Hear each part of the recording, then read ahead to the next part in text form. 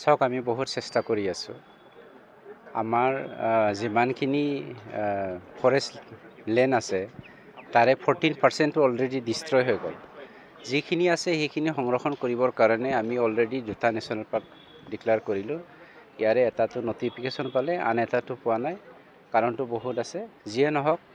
আমি এই national park 2টাটো যদি ৰক্ষা কৰিবলৈ বিচাৰোঁ তেতিয়া আমি সকলোৱে আপোনালোকৰ মাধ্যমেৰে সকলো জাতি জনগোষ্ঠীকে আমি এৱাৰনেছ এটা আনিব লাগিব ইয়াৰে এটা আমাৰ এৱাৰনেছ প্ৰগ্ৰাম এটা হৈছে আমাৰ ডিচি চিৰাং ডাঙৰীয়াৰ সভাপতিত্বত খুব ভাল লাগিছে সকলো জাতীয় সংগঠন আৰু সকলো ধৰ্মীয় অনুষ্ঠানৰ আমাৰ যাজকসকলে ধৰ্মগুৰুসকলে আহি উপস্থিত হৈছেহি আৰু এই মেছেজটো জনসাধাৰণৰ ওচৰলৈ যাব যিসকলে প্ৰাকৃতিক সৌন্দৰ্যৰ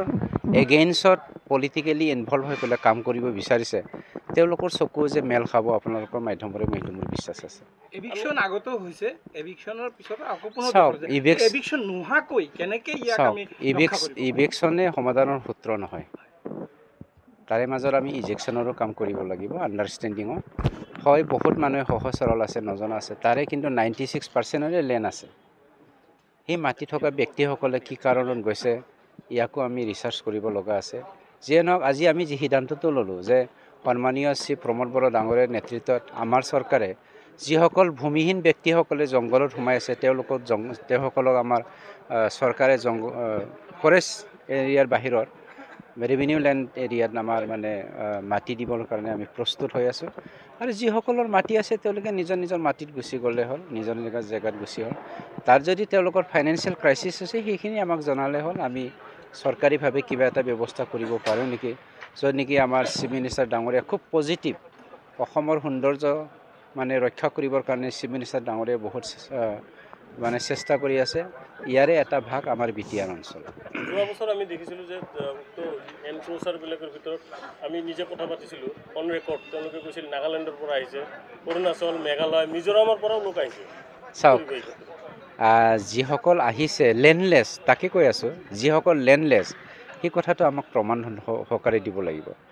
এতিয়া মই নিজে যদি জংঘলত গৈ পেলাই মই নাগালেণ্ডৰ বুলি কৈ ল'লেতো নহ'ব কিয়নো মই বেংটলৰে মানুহ হয়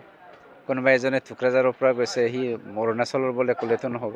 তেওঁৰ ঘৰ টুকুৰাঝাৰতে হয় সঁচাকৈ যদি সি নাগালেণ্ডৰ পৰা আহিছে লেণ্ডলেছ মানুহ হয় সঁচাকৈ যদি সি মিজোৰামৰ পৰা আহিছে লেণ্ডলেছ মানুহ হয় ভাৰতীয় নাগৰিক হিচাপে অসম চৰকাৰে বা আমাৰ বিটিআৰ চৰকাৰে নিশ্চয় কিবা এটা কৰিবই পজিটিভিটিটো থাকে আৰু সত্যটো সদায় আমি প্ৰকাশ কৰিব লাগে সত্যটো ঢাকি পেলাই যদি অসত্যৰে চলিব বিচাৰে তেতিয়াতো সমাজ হিচাপে নাথাকিব যেতিয়াই উচ্ছেদৰ অভিযান চলে তেতিয়াই ৰাজনীতি আৰম্ভ হয় এইটোৱেতো যাৰ ফলত আমাৰ ভয় লগা হৈছে আৰু এনেকুৱা আমাৰ সমাজত মানে